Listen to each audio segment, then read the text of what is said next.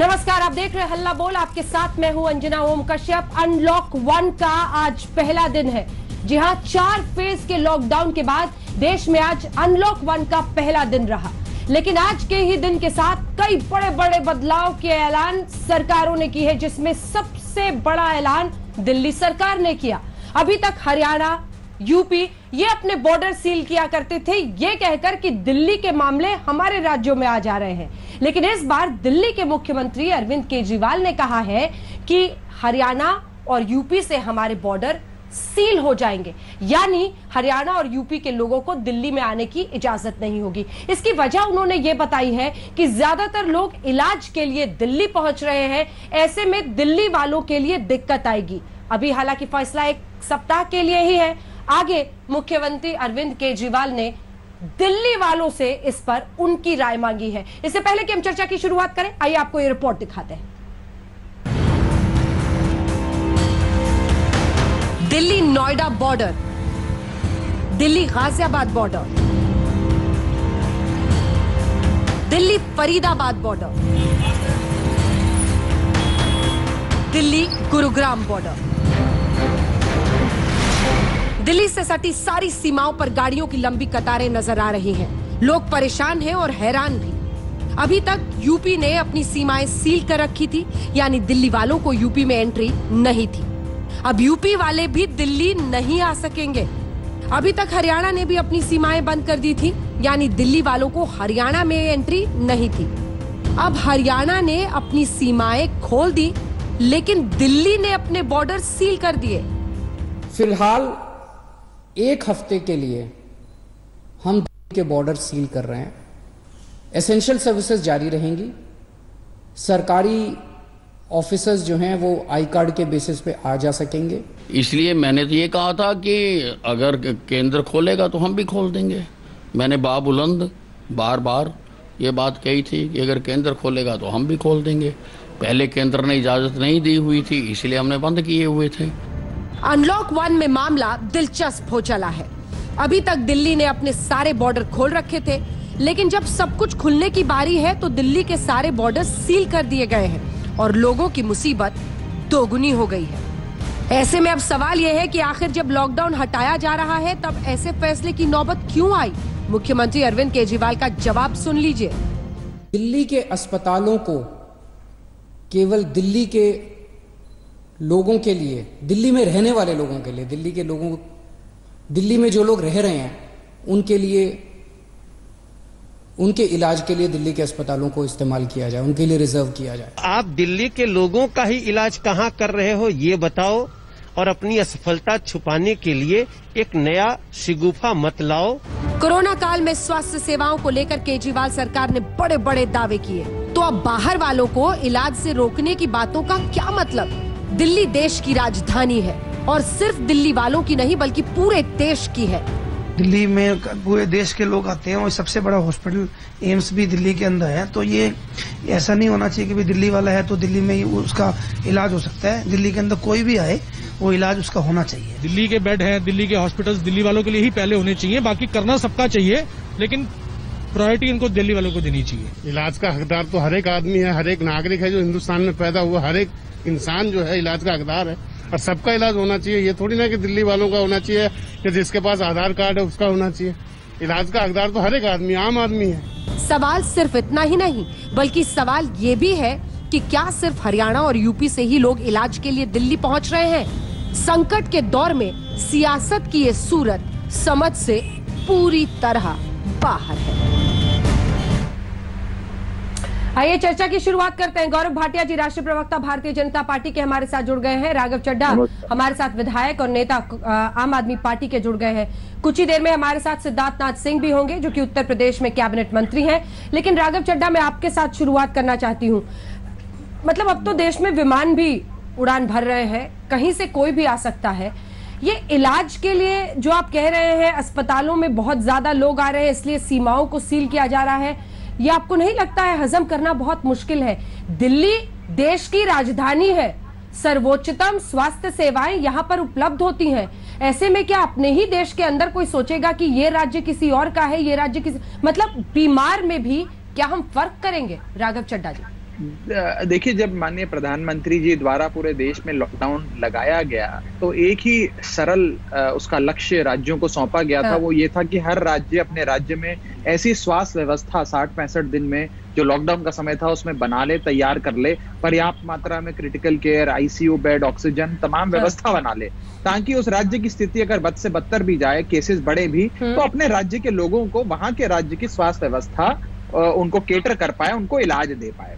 दिल्ली ने वो कर दिखाया, मुझे विश्वास है अन्य राज्यों ने भी किया होगा, लेकिन दिल्ली ने वो कर दिखाया। आज दिल्ली में 10,000 ऑक्सीजन के बेड तैयार हैं और स्थिति अगर नियंत्रण के बाहर भी जाती है तो भी हम चीजों को संभाल सकते हैं और लोगों को अच्छा इलाज दे सकते हैं। एक विषय। दूसरा विषय, आज एक बड़ी समस्या, चुनौती हमारे सामने खड़ी है, जिसके लिए मुख्यमंत्री जी, लोकतंत्र है, लोगों के बीच गए हैं, जनता का शासन है, तो जनता के बीच जाकर सुझाव मांग रहे हैं कि हम इस पहेली से कैसे जूझे, हम इस चुनौती से कैसे जूझे, क्योंकि आज यदि बॉर्डर खोल देते हैं तो अन्य राज्यों से भी लोग दिल्ली में आएंगे और दिल्ली की स्वास्थ्य सेवाएं जो दिल्ली वालों के लिए हैं वो कहीं ना कहीं कम ना पड़ जाएं। इसका मैं एक सरल सा उदाहरण देता हूं। अगर मान लीजिए दिल्ली में आग लग जाए और मान लीजिए उत्तर प्रदेश में भी आग लग जाए, तो दिल्ली की फायर ब्रिगेड जो है वो पहले जाकर दिल्ली की आग बुझाएगी, जब आग बुझ जाएगी तो फिर वो उत्तर प्रदेश जाकर आग बुझाएगी। दिल्ली के अंदर ज्यादा केसेस हैं, ये आप भी जानती हैं। सबसे ज्यादा केसेस जैसे देखा जा रहा है महाराष्ट्र में, तमिलनाडु में,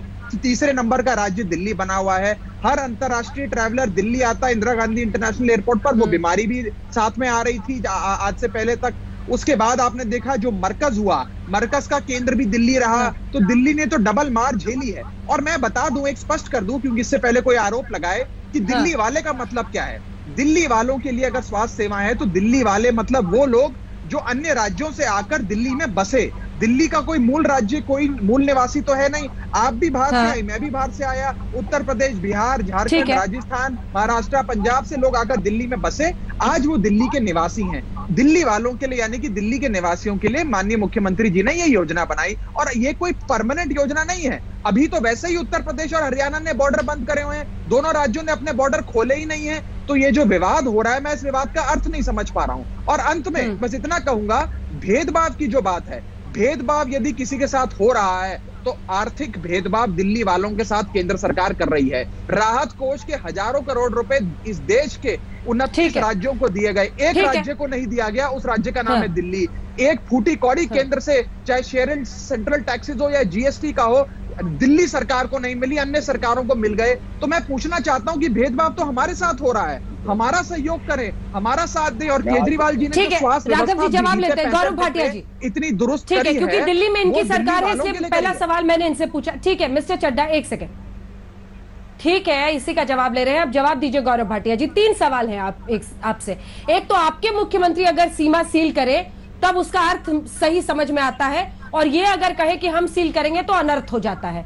दूसरा, वो कह रहे कि भेदभाव हम नहीं कर रहे, भेदभाव केंद्र सरकार दिल्ली सरकार के साथ कर रही है। और तीसरा सवाल, दिल्ली में परिस्थितियां बेकाबू हो सकती हैं, ऐसे संकेत आप भी देख रहे होंगे, हर दिल्ली वाला देख रहा है। ऐसे में क्या मुख्यमंत्री अगर ये सोचे कि प्राथमिकता यहां के लोगों को इलाज में मिले तो इसमें क्या गलत है? तीनों सवालों पर आपका जवाब गौरव जी। बिल्कुल मैं दूंगा अंजना। सबसे पहले तो देखिए, आज अरविंद केजरीवाल जी को जब सुना तो ऐसा लगा कि उनके लिए, वो कहते हैं कि दिल्ली वाले मेरे दिल में, और बिहार से कोई आए तो वो भारी, उत्तर प्रदेश से वो आए तो भारी। और अंजना जी देखिए, प्रवक्ता है राघव जी, उन्होंने कहा आग लगी हुई है, दिल्ली में आग लगी हुई है, फायर ब्रिगेड पहले दिल्ली की आग बुझाएगा। तो मैं इतना ही कहूंगा अंजना जी, ये एक देश है। नरेंद्र मोदी जी ने टीम इंडिया की बात करी थी, अगर कहीं भी आग लगी हो तो पहले सुनिश्चित करिए कि जो फायर ब्रिगेड है वो निठल्ली खड़ी रहे, कोई काम ना करे, इससे पहले दूसरी आग बुझा दे, वो बेहतर है। जो बात आपने कही, आपने पहला सवाल मुझसे किया कि सीमा सील का, तो मैं आपको जानकारी दे दूं कि अब तक लॉकडाउन चल रहा था और लॉकडाउन में सीमाएं सील थी, लेकिन अनलॉकडाउन अब जब शुरुआत हुई तो दिल्ली में इस तरह की बात करना कि हम सुझाव ले रहे हैं कि यहाँ के जो अस्पताल हैं ये केवल दिल्ली वालों के पहले जो है चिकित्सा सेवा दे या बाकियों को दे, मैं समझता हूँ ये अपने आप से दर्शाता है कि उनकी सोच आज संक्रमित हो गई है। दूसरी बात, यहाँ पे केंद्र के अस्पताल भी है मेरा जी, हजारों करोड़ रुपए का बजट जाता है उनको। क्या बाकी जो हमारे नागरिक है उनका हक नहीं है कि कोई ऐसा केस है जो दिल्ली में ये सुपर स्पेशलिटी अस्पताल है वहां पे चिकित्सा हो सके? ये दूसरा भेदभाव। तीसरा, ये सही नहीं है जब हम कहती है कि सीमाएं जब आपने बंद करी, मैं आज भी कहता हूँ लॉकडाउन के समय सीमा बंद करी कि नियंत्रित रहे। अब जो है क्या ट्रेन से, क्या फ्लाइट से बाकी उत्तर प्रदेश में या हरियाणा में दिल्ली के लोग नहीं जाएंगे। और देखिए बड़ी बात क्या है, केंद्र सरकार ने इन्होंने कहा भेदभाव किया, बाकी प्रदेश कह सकते हैं कि दिल्ली के साथ भेदभाव क्यों किया, इतना रुपया क्यों दिया। 770 करोड़ रुपए का अनाज जो श्रमिक मजदूरों के लिए था वो दिया गया, वो बटा नहीं। 836 करोड़ रुपए के गैस सिलेंडर दिए गए, ये भी तो एक मदद है। 690 करोड़ जनधन अकाउंट में रुपया दिया केंद्र सरकार ने, ये भी एक मदद है। लेकिन दिक्कत क्या है, जब मुख्यमंत्री खुद कंफ्यूज हो जाए, जब उसको पता ना हो कि निर्णय क्या लेना हो, 6 दिन सुझाव मांग रहे हैं। जिन लोगों की जानें चली जाएंगी, क्या वो जान लौटा पाएंगे? अंदर सुझाव आते रहेंगे। अरे जो श्रमिक मजदूर आज काम पे आना चाहते हैं, आपने तो बॉर्डर सील करके उनका रोजगार ले लिया। इससे पहले भी गाजियाबाद मैं जवाब दे दूं, दिल्ली की बसें गई और उन श्रमिक मजदूरों को वहां उतार दिया गया बिना चिंता किए। वो खाएंगे कैसे, उनके परिवार का क्या होगा, उनकी जान का क्या होगा? यही दुखद है। इस वक्त इंडिया की बात करिए, इस वक्त प्रदेश की बात मत करिए। देखिए मैं 3-4 बिंदुओं में जवाब दे राघव जी, अब तक हमने कई राज्यों को देखा। एक सेकंड नहीं, आप जब जवाब दीजिएगा पहले मेरा सवाल सुन लीजिए। राघव पहले मेरा सवाल सुनिए। मतलब अब तक रोजगार पर राज्य ऐसी बातें करते थे कि रोजगार में हम प्राथमिकता इसको देंगे उसको देंगे, लेकिन मुझे लगता है कि अस्पताल में इलाज के लिए इस तरह का सुझाव भी बेहद असंवेदनशील है। आप सोचिए कि आप कैसे समझाएंगे सबको कि आप ये कह रहे हैं कि दिल्ली वालों लालची बन जाओ, तुम अपने इलाज की चिंता करो, कोई दूसरा व्यक्ति अगर इलाज के लिए जिसको ज्यादा भी जरूरत हो तो नहीं, उसको नहीं दे सकते क्योंकि हमें तो दिल्ली वालों का। मतलब आप इलाज करेंगे पेपर देख के कि कौन दिल्ली का है। मुझे लगता है इससे असंवेदनशील बात नहीं हो सकती है राघव चड्ढा जी। इसको जस्टिफाई करना, इस तरह के सुझाव को भी जस्टिफाई करना बहुत मुश्किल है। देखिए उत्तर प्रदेश की सरकार, उनके मुख्यमंत्री और मंत्रियों ने कहा कि हम दिल्ली वालों को यूपी में नहीं आने देंगे क्योंकि दिल्ली वाले संक्रमित है, ज्यादा संक्रमित लोग हैं और उत्तर प्रदेश में आकर कोरोना फैला देंगे। हरियाणा, क्योंकि उत्तर प्रदेश के सीएम ने ये क्यों कहा? क्योंकि उनको अपने लोगों की चिंता है। हरियाणा के सीएम ने तो गांव-गांव में जेसीबी मशीन लगवाकर सड़कें खुदवा दी ताकि कोई हरियाणा के गांव से निकलकर बाहर ना जा सके, दिल्ली ना जा सके। उन्होंने ये क्यों किया? क्योंकि उन्हें अपने राज्य के लोगों की चिंता थी। आज दिल्ली में यदि बॉर्डर सील कर 1 हफ्ता लेकर सोच विचार किया जाता है, जनता से राय मशवरा किया जाता है कि क्या करें, क्योंकि हमने जो व्यवस्था बनाई है वो एक सीमित दिल्ली वालों की आबादी को ध्यान में रखते हुए व्यवस्था बनाई है, तो क्या हम उस परिस्थिति के लिए तैयार हैं? यदि वो करें तो ये मुख्यमंत्री को दिल्ली की चिंता नहीं, लेकिन मुख्यमंत्री भेदभाव कर रहे हैं। अब ये देखिए बीजेपी क्या कह रही है कि कोई यूपी से आना चाहता है, बिहार से। अरे दिल्ली तो सबकी है, दिल्ली में सब रहते हैं, लेकिन जो दिल्ली का निवासी है उस दिल्ली के निवासी के लिए आज दिल्ली के ही बीजेपी छोड़िए ना सोच रहे हैं तो राघव जी, आपको परेशानी होती है। राघव जी, मैं आप ही के सवाल का जवाब दे रहा हूं। आपने बढ़िया सवाल किया अंजना जी। राघव जी, ये जो बीजेपी को छोड़िए ना, आप बीजेपी को छोड़िए, आप बीजेपी के जवाब को छोड़िए, आप मेरे सवाल का जवाब दीजिए। आप मुझे ये बताइए कि शपथ लेते हुए अरविंद केजरीवाल ये कहे कि इंसान का इंसान से हो भाईचारा, और फिर ये बताएं कि नहीं हम इलाज में भेदभाव, इसकी एक सेकंड को ठहर के आप समझिए, इसका मतलब समझ रहे हैं आप राघव चड्ढा? आप ये कह रहे हैं कि इलाज में भेदभाव हो, कोरोना संक्रमण रुके, अपने अपने लोग अपने अपने राज्यों में रुके, ये सब कहा जा सकता है, लेकिन इलाज में भेदभाव बड़ा गंभीर लगता है। क्या आप ये कह रही हैं कि हरियाणा की सरकार ने अभी तक स्वास्थ्य सेवाओं को दुरुस्त नहीं किया?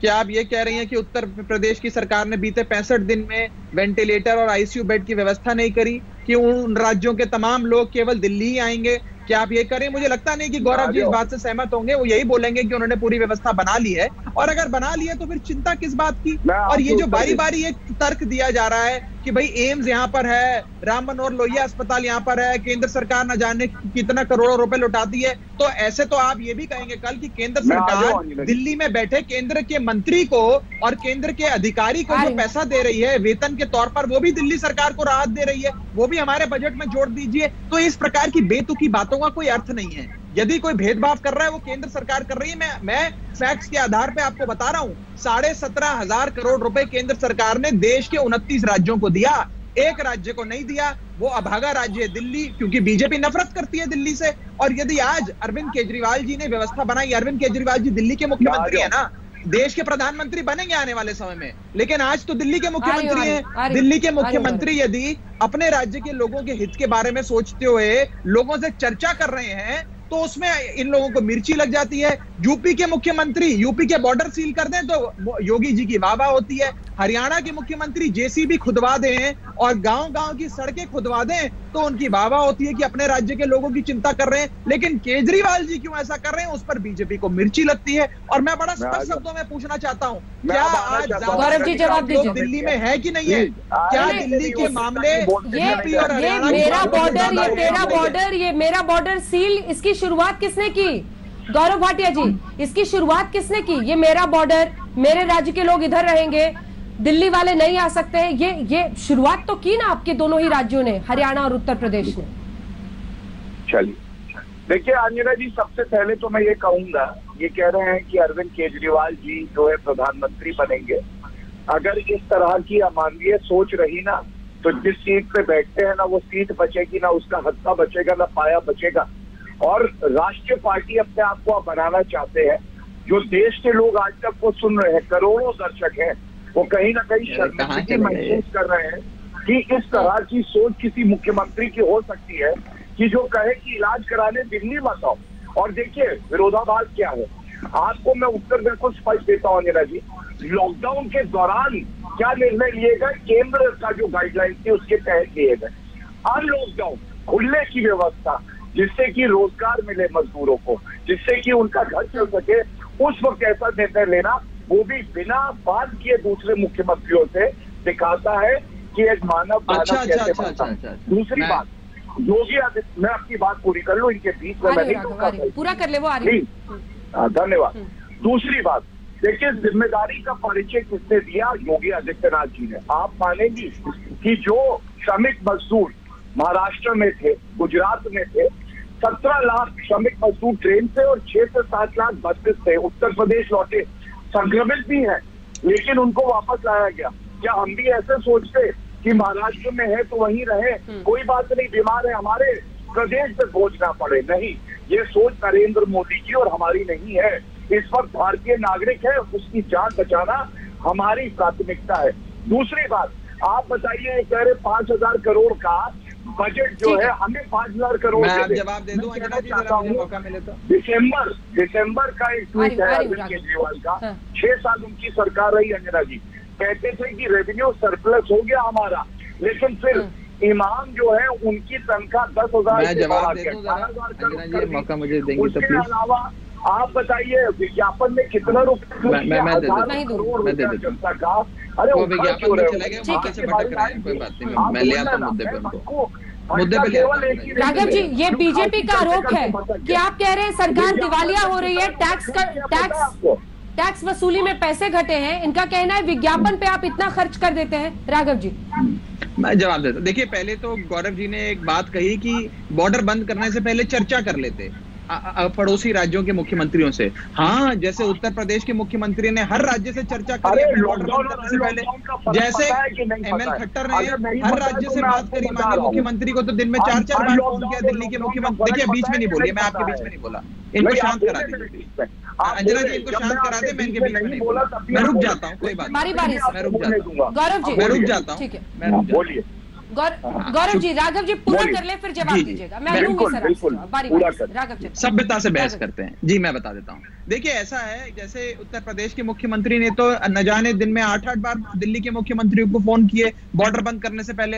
हरियाणा के मुख्यमंत्री तो दफ्तर के बाहर ही आकर खड़े हो गए कि जब तक मुख्यमंत्री जी चर्चा नहीं करेंगे विश्वास में नहीं लेंगे मुख्यमंत्री जी को, हम गुड़गांव का बॉर्डर नहीं बंद करेंगे। तो इस प्रकार की बेतुकी बातों का कोई अर्थ नहीं है। स्पष्ट बात यह है कि आज दिल्ली के मुख्यमंत्री दिल्ली के लोगों के बारे में सोच रहे हैं, और दिल्ली के लोगों का से मेरा मतलब है जो अन्य राज्यों से लोग आकर दिल्ली में बसे, तो इनको न जाने क्यों इतना बुरा लग रहा है। आज इन्होंने खर्चे की बात करी, मैं आपको 3 बिंदु में जवाब दे देता हूं और इसका जवाब इनके पास नहीं होगा। आपने खर्चे की बात करी ना, मैं एडवर्टाइजमेंट पे ही आ रहा हूं, सुन लीजिए। हमारी सरकार का बजट अंजना जी 28,000 करोड़ था जब आज से 5 साल पहले हम सरकार में आए थे। मैं माननीय वित्त मंत्री मनीष सिसोदिया जी का सलाहकार होता था उस समय।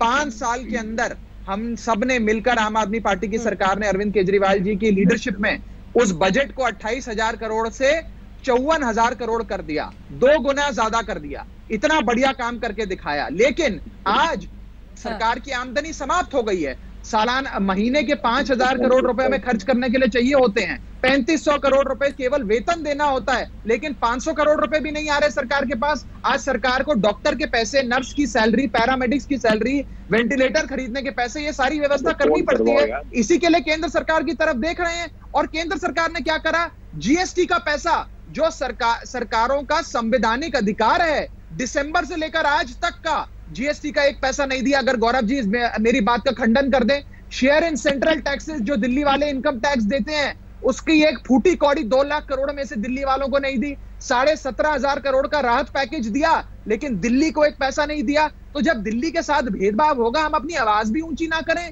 हम एक चिट्ठी भी ना लिखें, हम केंद्र सरकार के सामने जाके दरख्वास्त भी ना करेंगे, तो ठीक नहीं है। भेदभाव हो रहा है, ठीक है, यही पूछ रहे हैं वो राघव जी, यही पूछ रहे हैं, भेदभाव हो रहा है, आपके पास पैसे नहीं है तो विज्ञापन के लिए पैसा कहां से आ रहा है? हाँ, यही आरोप है उनका। इस पर ये बड़ा बढ़िया सवाल है। विज्ञापन पे सुन लीजिए, ये एक पहली चीज तो ये है, जितना केंद्र में बैठी मोदी सरकार विज्ञापन देती है, उसका 1,000वां हिस्सा भी दिल्ली सरकार नहीं देती है। मैं चुनौती देता हूं, आंकड़े कंपेयर कर लीजिए। और दूसरी चीज, ये एक ऐसी महामारी है अंजना जी जिसमें जनता को जागरूक रखना है। जब तक आप जनता को बताएंगे नहीं कि क्वारंटीन सेंटर क्या है, कोविड केयर सेंटर क्या है, सैनिटाइजर से कैसे हाथ धोना है, मास्क कौन कौन सा पहनना है, कौन सी हेल्पलाइन पे फोन करना है, सोशल डिस्टेंसिंग क्या होती है, रोज स्थिति इतनी बदल रही है, रोज नए कानून आ रहे हैं, आप जनता को जागरूक नहीं रखेंगे, क्या आप एडवर्टीजमेंट और इश्तिहार के माध्यम से जनता को अंधेरे में रखना चाहती है कि बीजेपी?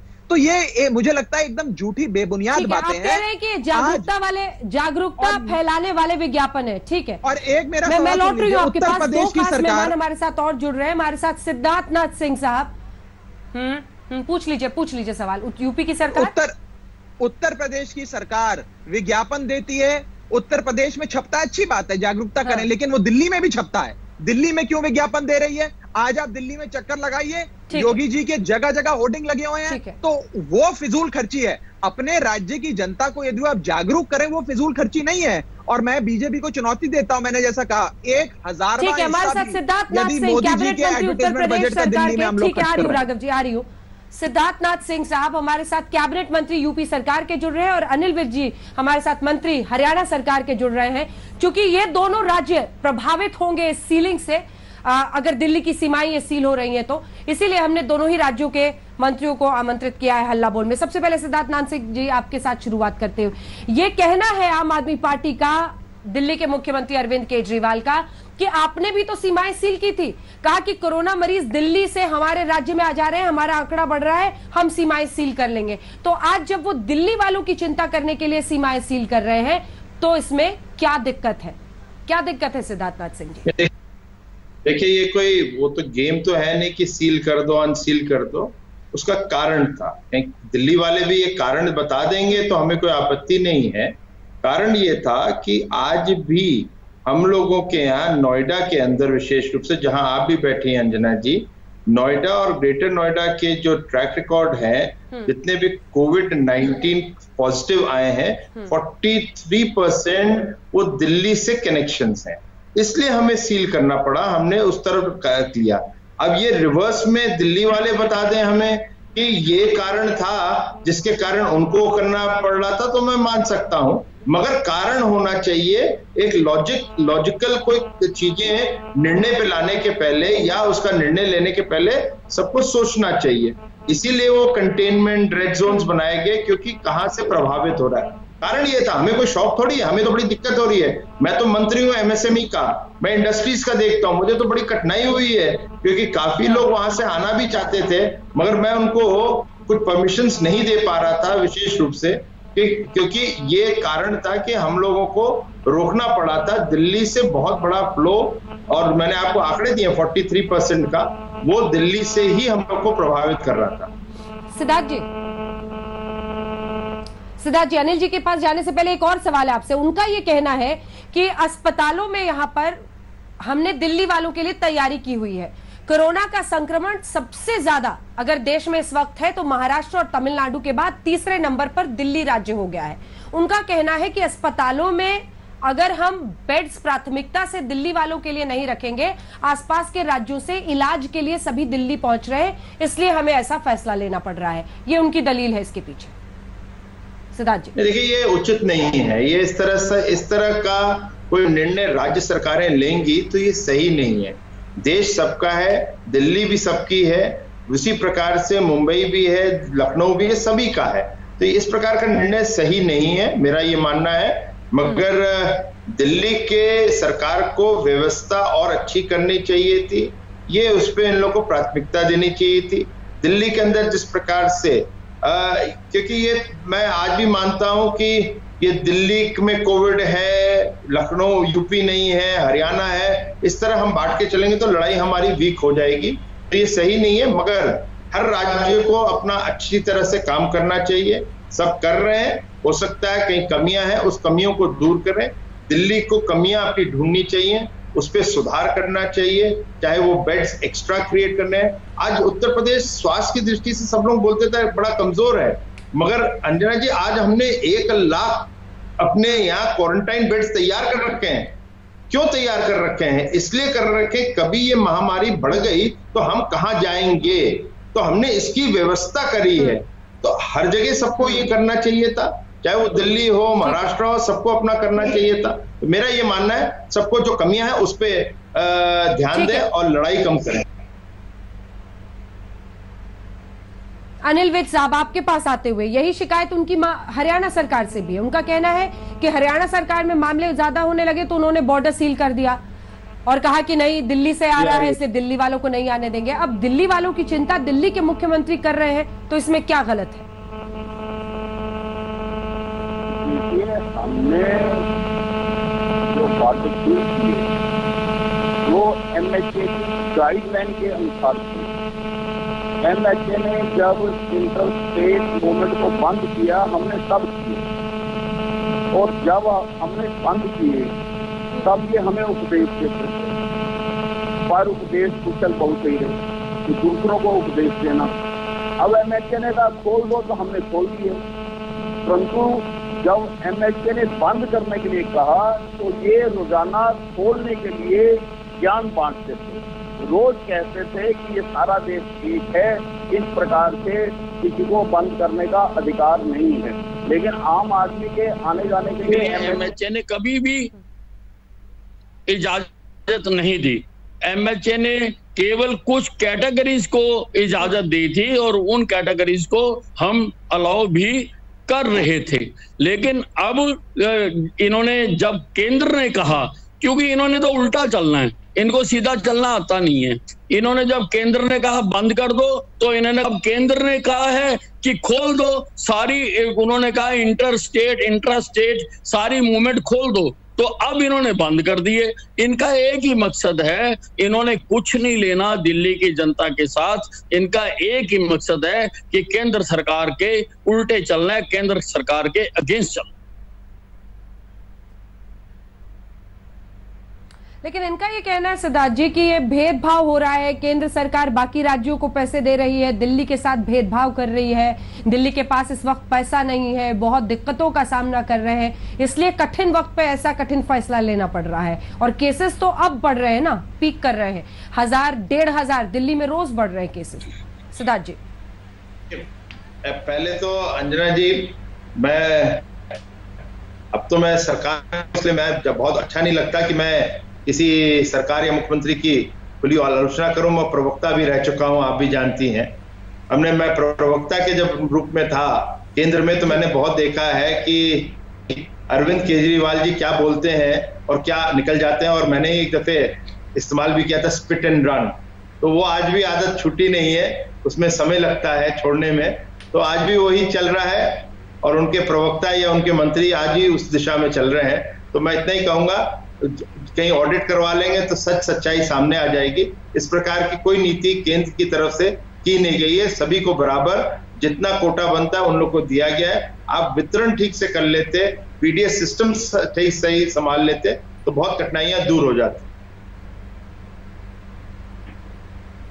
ठीक है, आप दोनों से एक एक आखिरी सवाल करते हुए जिसके बाद हम वापस जो दोनों प्रवक्ता हमारे साथ जुड़े हुए उनके साथ चर्चा पर जाएंगे। अनिल विज जी, आपके साथ शुरुआत करते हुए, अब देखिए परिस्थितियां ऐसी है कि कोविड-19 को लेकर अब जंग अनलॉक 1 के साथ सबसे क्रिटिकल स्टेज में आया है, क्योंकि लॉकडाउन 4 जो 4 हमने देखे उनमें परिस्थितियां ऐसी थी कि हम नियंत्रण में रख पा रहे थे।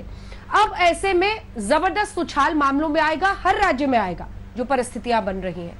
दिल्ली भी उसी की शिकार है। ऐसी परिस्थितियों में अब जबकि दिल्ली के मुख्यमंत्री कह रहे हैं कि वो बॉर्डर सील कर रहे हैं, आप लोग का अगला कदम क्या होगा? क्योंकि आपको स्वीकारना ही पड़ेगा, जैसे आपने सील किया था तो उन्होंने स्वीकारा, वैसे ही अगर वो सील कर लेंगे तो इसके आगे तो आप कुछ कर नहीं पाएंगे।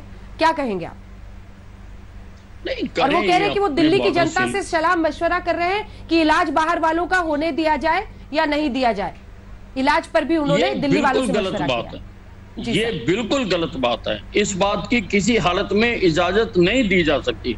दिल्ली में जितना इंफ्रास्ट्रक्चर तैयार हुआ वो हमेशा से कोई इनके द्वारा नहीं किया गया, कोई इन्होंने अस्पताल नहीं बनाए हैं। और अगर आप शुरुआती दिनों को याद करें, आजादी के बाद शुरुआती दिनों में तो हर चीज दिल्ली में ही बनी और उसका सारा देश फायदा उठाता था। अगर अस्पताल बना, अगर एम्स बना, दिल्ली में ही एम्स था, कश्मीर से लेके कन्याकुमारी तक मरीज वहां पर आते थे। आज इनको क्या अधिकार है कहने का?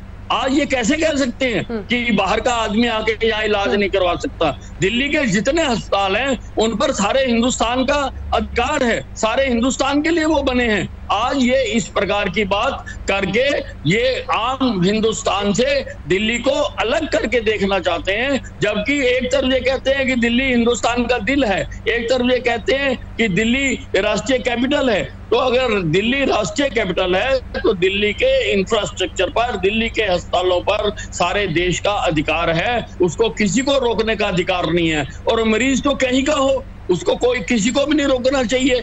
हमारे पास भी आ जाते हैं, पंजाब से आ जाते हैं, पंजाब हमारे साथ लगता है, बॉर्डर लगती है, हमारे अस्पतालों में पंजाब से आते हैं मरीज, हम उनको इलाज करते हैं, उनको ठीक करते हैं, ठीक करके उनके घर भेज कर आते हैं। और वहां पर भी हम इंटीमेट करते हैं कि अगर आसपास क्वारंटाइन करना है तो उसको वो करें। ऐसे कैसे हो सकता है कि कोई व्यक्ति कहे कि मुख्यमंत्री बन के ये कहे कि दिल्ली के जो अस्पताल हैं वो केवल दिल्ली के लोगों के लिए हैं, और कोई मुख्यमंत्री तो कह भी सकता है, दिल्ली का मुख्यमंत्री नहीं कह सकता, क्योंकि दिल्ली की जो भी सुविधाएं तैयार की गई, दिल्ली में जो भी इंफ्रास्ट्रक्चर तैयार किया गया, दिल्ली में जो भी इंस्टीट्यूशन खड़े किए गए, अनिल विज साहब अब तो कह दिया, वो सुझाव मांग रहे हैं, क्या करेंगे आप लोग?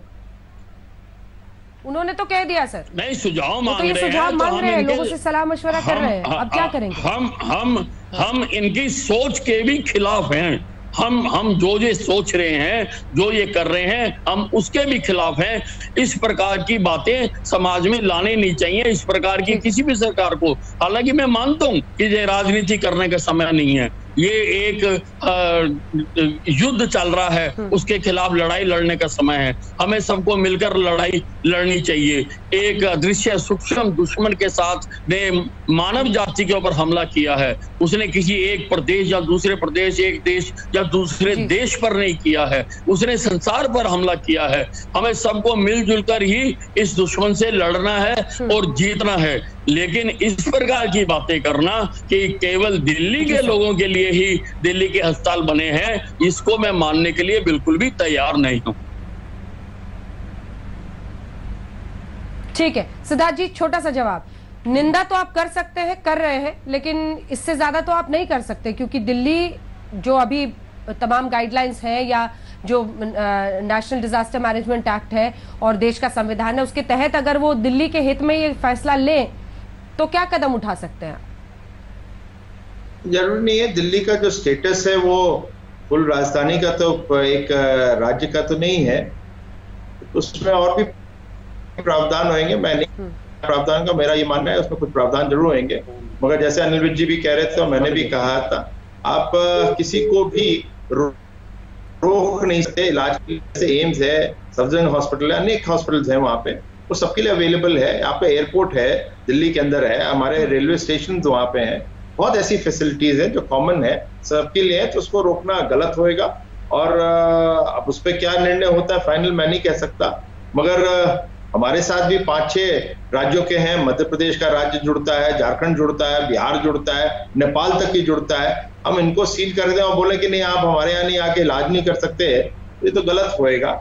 मेडिकल ग्राउंड्स तो हम लोग को MHA के गाइडलाइंस के तहत भी अलाउड था, तो उसको तो रोकना गलत होएगा। तो मगर ये सोचने वाली बात है, और मेरे ख्याल से पूरा राज्य वो है नहीं, तो इतनी मनमानी उनकी शायद चलनी नहीं चाहिए। बहुत बहुत धन्यवाद आप दोनों का, अनिल विज साहब और सिद्धार्थ नाथ सिंह जी, हमारे साथ हल्ला बोल में जुड़ने के लिए। अब इसी का जवाब लेते हैं आपसे राघव चड्ढा जी। आपने दोनों ही राज्यों के मंत्रियों को सुना।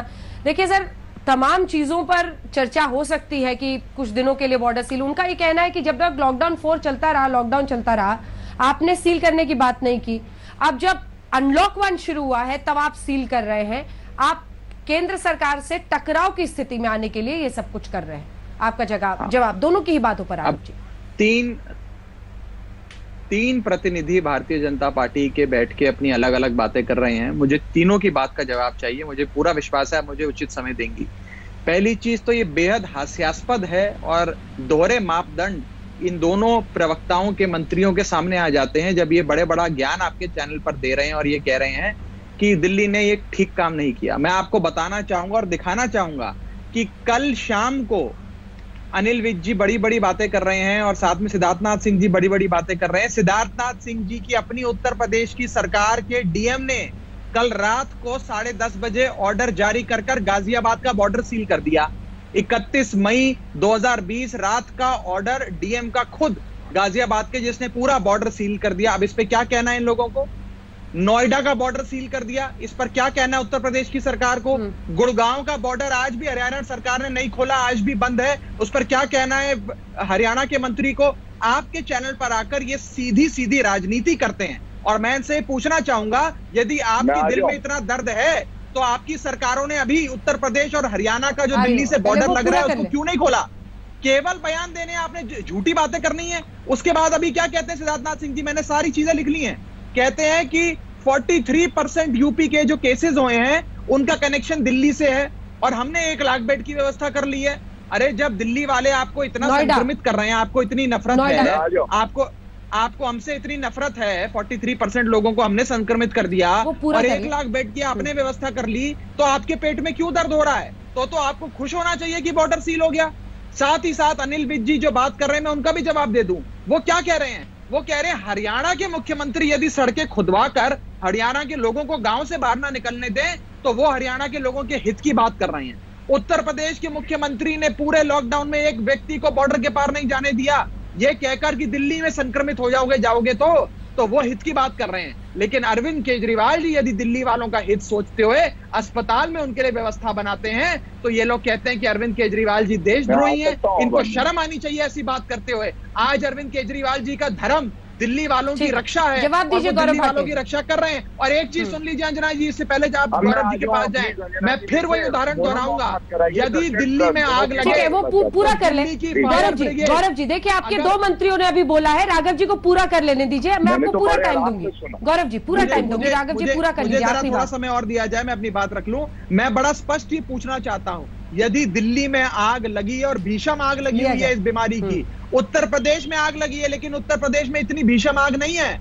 हरियाणा में इतनी भीषण आग नहीं है, लेकिन अगर दिल्ली की भीषण आग को बुझाने के लिए दिल्ली सरकार की फायर ब्रिगेड जाए तो वो अपने राज्य की आग तो पहले बुझाएगी, उसके बाद जब आग बुझ जाएगी तो आपके राज्य में भी आकर आग बुझा देंगे, क्योंकि आपने व्यवस्था तो बनाई नहीं है। आपके पास तो फायर ब्रिगेड है नहीं आग बुझाने के लिए, हम वो भी दे देंगे, लेकिन पहले अपने यहाँ की आग तो बुझाने दीजिए हमें कम से कम, और राजनीति बंद करिए। इससे पहले अगली बार राघव जी देखिए, बोलिए, पहले अपनी तरफ से बॉर्डर खोलें। आपकी तमाम बातें अपनी जगह पर, एक सेकंड राघव जी, आपकी तमाम बातें अपनी जगह पर, लेकिन ये फायर ब्रिगेड की गाड़ी और ये गाड़ी कह के इसको मिक्स मत कीजिए। देखिए, एम्बुलेंस और एम्बुलेंस में एक जिंदगी के लिए तड़पता हुआ मरीज, कल्पना कीजिए कि सीमा से उसे लौटा दिया जाए, क्योंकि एम्स, आरएमएल और जितने सुपर स्पेशलिटी, जो मतलब एम्स को देश भर में बनाने की बड़ी कोशिशें हुई।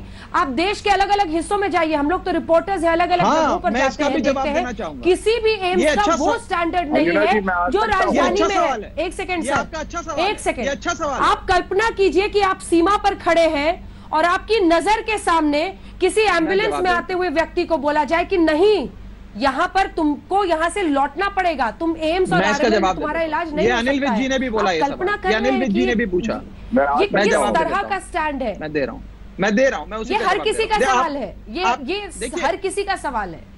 मैं इससे अंजना जी बिल्कुल, मैं आपकी बात का पूरा सम्मान रखते हुए आपको बस इतना कहना चाहता हूं कि अभी माननीय मुख्यमंत्री जी अपने ही राज्य के अपने लोगों से, अपने चहेते मुख्यमंत्री, उनसे संवाद कर रहे हैं, उनसे बात कर रहे हैं, उनसे सुझाव मांग रहे हैं कि उनके मन में क्या है, फिर उचित फैसला लिया जाएगा। अभी कोई फैसला तो लिया नहीं है। अनिल विज जी और सिद्धार्थनाथ सिंह जी भी अपना सुझाव भेज सकते हैं, उनका वो भी सुझाव भेज दें। और जहां एक मिनट एम्स की बात पर, इसके बाद आप गौरव जी के पास जाइएगा, एम्स की बात पर, एम्स जैसे बड़े बड़े अस्पताल केंद्र द्वारा बनाए गए और केंद्र द्वारा चलाए गए अस्पताल देश के अन्य राज्यों में भी है। दिल्ली कोई इकलौता राज्य नहीं है। अन्य देखिए, सुन लीजिए, दिल्ली कोई इकलौता राज्य नहीं है जिसको केंद्र अस्पताल चलाता है। राघव जी को बोलने दीजिए, फिर ब्रेक का टाइम हो जाएगा सर। आर्मी के बड़े बड़े अस्पताल राघव जी, अब आप ठीक है। गौरव जी देखिए, वो सिर्फ कह रहे हैं कि मैं मुख्यमंत्री हूं और मेरा धर्म है कि मैं यहाँ के लोगों की रक्षा करूं। तब पछताए होत क्या जब चुड़िया चुग गई खेत, वही हाल इनका है। कह रहे हैं अभी तो सुझाव ले रहे हैं, दूसरी तरफ कह रहे हैं आग लगी हुई है। आग लगी है दिल्ली में और सुझाव ले रहे हैं कि पहले सब जल जाने दो, फिर मैं आऊंगा बताऊंगा कैसे करना है। और यही इन्होंने आयुष्मान योजना के साथ किया था अंजना जी। हम लोग कह रहे थे लागू करो, कह रहे थे नहीं लागू करेंगे। मार्च में इस साल कहने लगे लागू करो, क्योंकि भाई हम क्यों खर्चा करें। अब आपको मैं इनकी बातों का विरोधाभास एक एक करके बताता हूँ। पहले लॉकडाउन और अनलॉकडाउन का फर्क जाने, पहले उत्तर प्रदेश और नोएडा का फर्क जाने। क्या पूरा उत्तर प्रदेश बंद हो गया बागियों के लिए? दूसरी बड़ी बात, सबसे अहम, मानवता कहाँ मर गई है अरविंद केजरीवाल जी की? ठीक है गौरव जी, माफी के साथ मैं आपकी आवाज काट रही हूं, लेकिन जैसे ही ब्रेक के बाद हम लौटेंगे आप ही का जवाब पूरा लेंगे। बड़ा आजकल ख्याल रखना पड़ता है हर किसी की शिकायत का, लेकिन आपके दो मंत्रियों ने भी अपनी बात रखी थी। ब्रेक के लिए हम रुक रहे हैं, ब्रेक के बाद फौरन लौटेंगे और गौरव जी का पूरा जवाब सुनेंगे। एक छोटे से ब्रेक के बाद भी हल्ला बोल जारी है, देखते रहिए आज तक।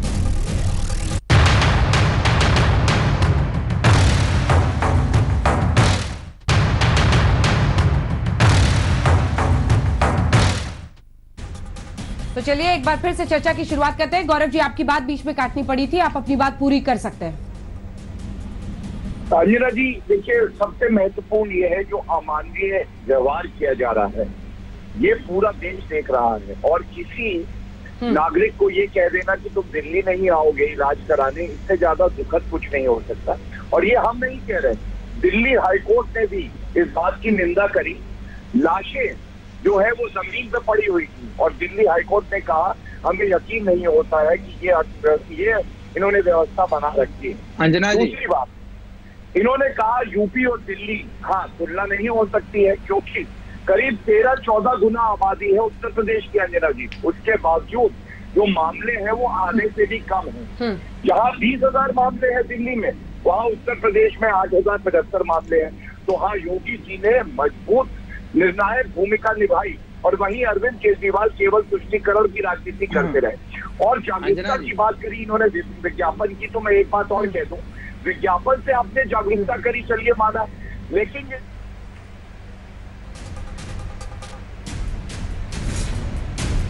वक्त हमें इतने की इजाजत देता है सर। आप दोनों का बहुत धन्यवाद हमारे साथ चर्चा में शामिल होने के लिए। छोटे से ब्रेक के लिए हम रुक रहे हैं, खबरों का सिलसिला आज तक पर जारी है, देखते रहिए आज तक।